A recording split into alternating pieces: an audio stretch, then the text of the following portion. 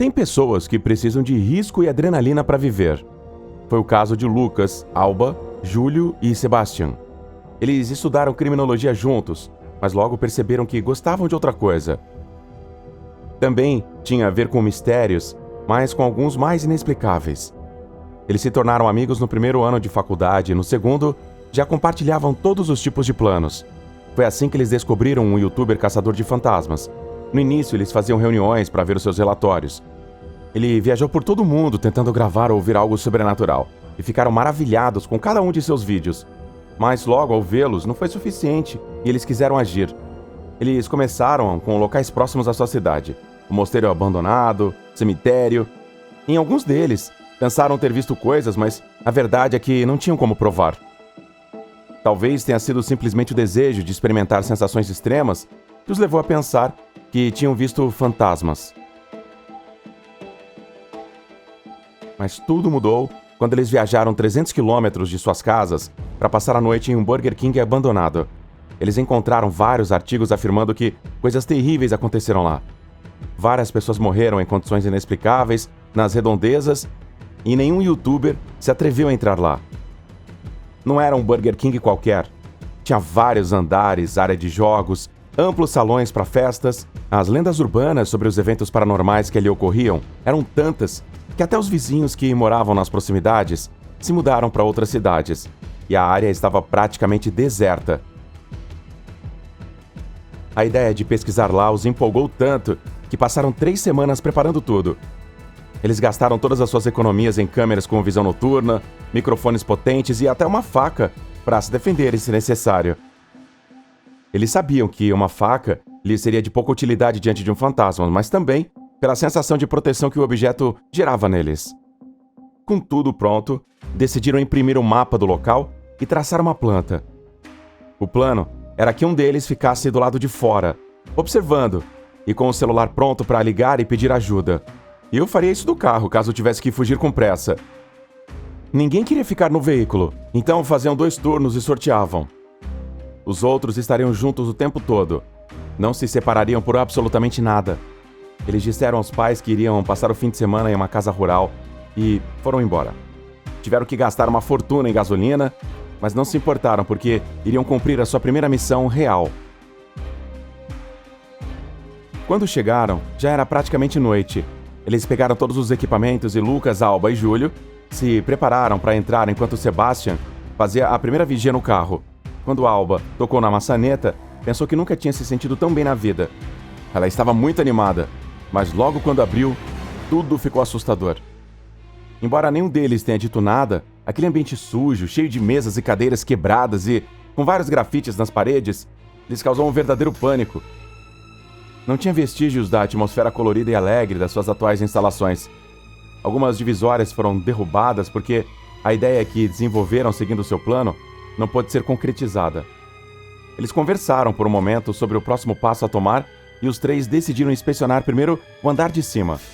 Júlio teve a câmera gravando desde o minuto 0. Alba tinha uma pequena e os 3 com vários microfones ativados. Lucas pegou uma lanterna bem potente. A primeira área em que entraram parecia uma sala de jogos. Havia muitas bolas, bonecos no chão e faltava alguma coisa em todos. Uns estavam sem braços, outros sem perna. As paredes estavam manchadas de umidade e com algumas marcas indecifráveis. Mas não viram nada. Continuaram e quiseram entrar na segunda sala, aquela que correspondia à área do evento, mas parecia bloqueada. Isso não fazia sentido porque não tinha buraco para a chave e ninguém conseguia trancá-la por dentro, porque o lugar estava completamente abandonado. Julie então lembrou que eles tinham uma alavanca no carro e, com ela, poderiam abri-la. Ele mudou a câmera para Alba, para que ela pudesse ficar aí com a boa, e ele foi embora. Ele desceu as escadas o mais rápido que pôde, tão rápido que não percebeu que algo parecia estar se movendo bem atrás dele. Ele abriu a porta da frente e acenou para o Sebastian. Surpreso, ele perguntou o que estava fazendo ali. O Júlio explicou o ocorrido e correu até a porta dos fundos para pegar a alavanca. Naquele momento, Sebastian soltou um grito ao olhar para a porta da frente. Grava, grava! Tem um cara ali! Júlio se virou muito rápido, mas não viu nada. Ele disse para o Sebastian que ele deveria ter visto algo errado e voltou com seus amigos. Mas enquanto tentavam abrir a porta do andar de cima, ouviram um carro dar a partida e fazer muito barulho. Como se alguém estivesse acelerando o máximo possível. Eles pensaram que alguma coisa tinha acontecido, então desceram para verificar. E com certeza, encontraram Sebastian no volante. Sangue escorria do seu nariz e orelhas, e ele não dizia uma única palavra. Ele estava numa espécie de hipnose. Ele não respondia a eles nem deixava que os tocassem. Ele segurava o volante com tanta força que as suas mãos já estavam completamente roxas, e o carro iria pegar fogo a qualquer momento se ele não parasse de pisar no acelerador. Nesse mesmo momento, ouviram as portas baterem no interior do local, incluindo aquela porta da entrada. Estava claro que algo estranho estava acontecendo, mas naquele momento o mais importante era tentar fazer com que Sebastian se recuperasse. Lucas se sentou no banco do passageiro e conseguiu desligar o carro e pegar as chaves.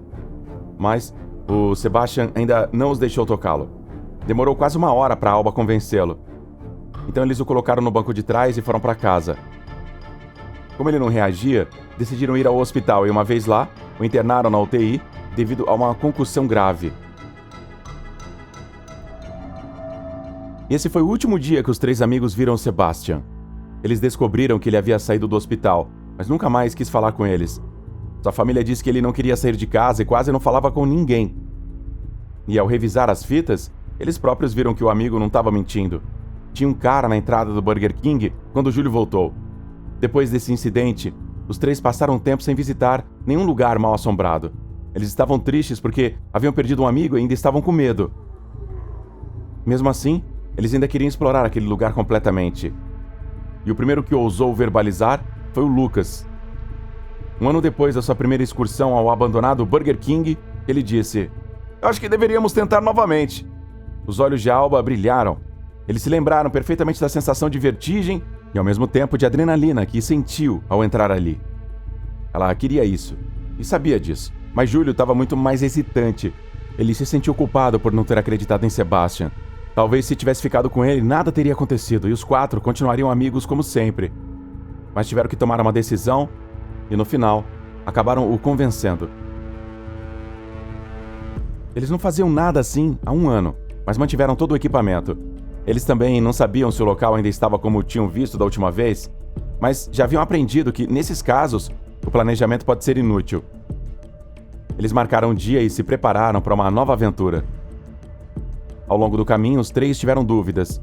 Seus pais não sabiam para onde estavam indo, caso contrário, não os teriam deixado sair de casa. Depois do que aconteceu com Sebastian, ninguém quis saber daquela hamburgueria abandonada. Ninguém, exceto eles que estavam ansiosos para cruzar aquela porta novamente. E ao fazer isso, nada parecia ter mudado. Todas as portas estavam fechadas e eles subiram as escadas para começar. Então, nesta ocasião, nenhum dos três ficou de fora. Decidiram então não se separar. A primeira área permanecia a mesma. Os bonecos estavam no chão, nada parecia ter saído do lugar. Eles continuaram pelo corredor e descobriram que a segunda porta ainda estava trancada. Mas dessa vez, eles estavam mais preparados e tiveram vantagem. Júlio e Lucas tentaram abri-la com toda a força, mas não teve jeito. Estava completamente bloqueada. Eles tentaram por muito tempo, então a Alba decidiu que deveria cortar a porta com uma serra. Só então eles seriam capazes de abrir aquele lugar. Seus companheiros insistiram que ela não poderia descer sozinha, então os três foram até o carro para pegá-la. Quando subiram, quando iam começar a cortar a madeira da porta, Alba colocou novamente a mão na maçaneta e de repente a porta se abriu. Parecia mágica. Eles estavam tentando recentemente e não tinham conseguido nada. Ela foi a primeira a entrar para inspecionar tudo, e assim que passou pela porta, ela se fechou novamente. Os companheiros ficaram do outro lado, muito assustados e tentando abri-la novamente. Apenas alguns segundos depois, Alba começou a gritar: "Tem um homem aqui! Tem um homem!" Seus gritos eram de terror, e ela pedia socorro e batia na porta. Os companheiros começaram a cortar a madeira, mas os gritos da Alba ficaram cada vez mais altos, até que ouviram: "Não!" E tudo ficou em silêncio. Júlio acelerou a serra o máximo que ele pôde, e quando conseguiu abrir um buraco, eles viram o corpo da Alba estava em cima de uma poça de sangue e tinha uma faca cravada no coração. Os dois jovens ficaram completamente paralisados. Eles não podiam acreditar no que estavam vendo. Eles arrombaram completamente a porta e entraram na sala. Procuraram por toda parte, buscando quem poderia ser o responsável por aquela tragédia, mas não tinha absolutamente ninguém. Eles ligaram rapidamente para o número de emergência, mas não tinha sinal. Júlio saiu para o jardim com o celular na mão enquanto Lucas ficou com a Alba. Ele não conseguia parar de olhar aí para ela, não respirava e o seu coração não batia. Ele não conseguia acreditar. E de repente um grito de Júlio o tirou de seus pensamentos. Ele desceu correndo para ver o que estava acontecendo, então viu como seu amigo estava na mesma situação que Sebastian, com as mãos no volante e o acelerador pressionado. Mas dessa vez, o carro não freou. Então, em questão de segundos, ele viu seu amigo bater em uma parede próxima deles. O Lucas correu até o carro, desesperado para tirar o Júlio do transe, mas as portas estavam trancadas. Ele sabia que não tinha tempo a perder, então ele voltou para a loja em busca de algo que pudesse usar para quebrar o vidro. Tremendo, ele procurou desesperadamente entre os escombros e resto de móveis abandonados. Seu coração batia forte no peito e ele gritava sem parar por dentro.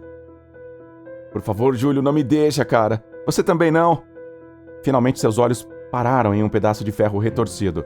Um objeto antigo e enferrujado que parecia sólido o suficiente para quebrar a janela do carro. Ele pegou aquele material e correu de volta para o veículo. Com um grito de esforço, ele bateu no vidro com toda a força, repetidas vezes. Até que finalmente se quebrou em 1000 pedaços. Sem perder um segundo, ele colocou a mão dentro do carro e abriu a porta. Então ele agarrou o Júlio, o arrastando para fora. Mas quando o teve nos braços, o coração de Lucas afundou ao perceber que era tarde demais. Júlio estava frio e sem vida, com os olhos vazios olhando para o nada. Não havia nada que ele pudesse fazer por ele. Uma onda de terror tomou conta dele quando ele deixou cair o corpo do amigo no chão. Então, em meio à dor, a sua cabeça começou a imaginar quando esses infortúnios aconteceram. Primeiro Sebastian, depois Alba, depois Júlio. Ele percebeu que cada vez que se separavam, algo terrível acontecia com eles. Naquele momento, ele estava sozinho e sabia que poderia ser o próximo a sofrer uma morte paranormal inexplicável. O medo o envolveu quando ele tomou uma decisão desesperada. Ele sabia que deveria chamar a polícia, mas também sabia que precisava se esconder até que eles chegassem.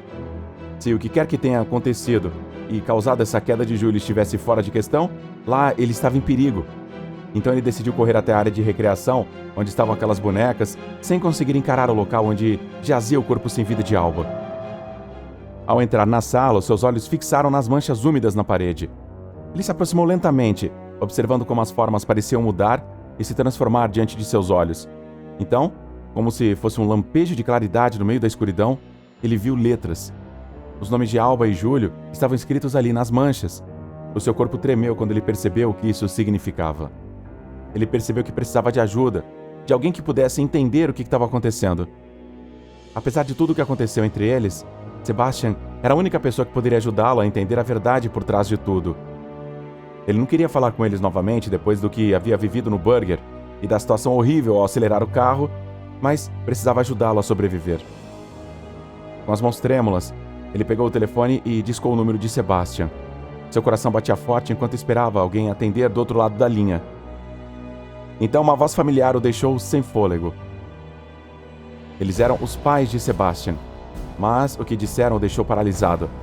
Sebastian se suicidou, saltando da janela do seu apartamento. Os pais, entre soluços, lhe disseram que estava no velório. Lucas não conseguia acreditar no que estava ouvindo. Seu amigo sempre foi forte. O que o levou a fazer algo assim?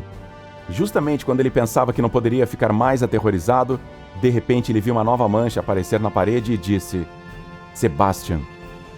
Ele não permitiu que chegasse o momento da sua morte. Naquele dia, pelo menos. Ele olhou para todos os lados, gritando: Onde você está? Saia do seu esconderijo! Se for me matar, saia e mostre a cara! Eu não tenho medo de você! Eu vou me vingar por ter tirado todos os meus amigos de mim! Mas nada apareceu ao seu redor. Ele continuou inspecionando o local e desceu ao último andar. Então, ao longe, ele viu flashes de luzes. Ele não sabia para onde escapar. Se aquele fantasma ou espírito estivesse lá fora, ele o pegaria. Mas se ficasse ali, morreria encurralado. Ele fechou os olhos com força e finalmente decidiu enfrentar o seu destino e sair. Aconteça o que acontecer, seria a última vez que ele pisaria naquele chão do Burger King. De repente, ele reconheceu a fonte de luz. Era uma ambulância e a polícia por trás dela, vindo ajudá-lo após a sua chamada de emergência. Ele se sentiu aliviado, mas enquanto observava, Ouvia como dentro do local todas as portas se fecharam novamente. Estava claro que alguém não queria que ninguém entrasse ali. O triste é que ele e seus amigos demoraram muito para perceber isso. Não se esqueça de se inscrever e deixar seu like se você curtiu. Até o próximo vídeo!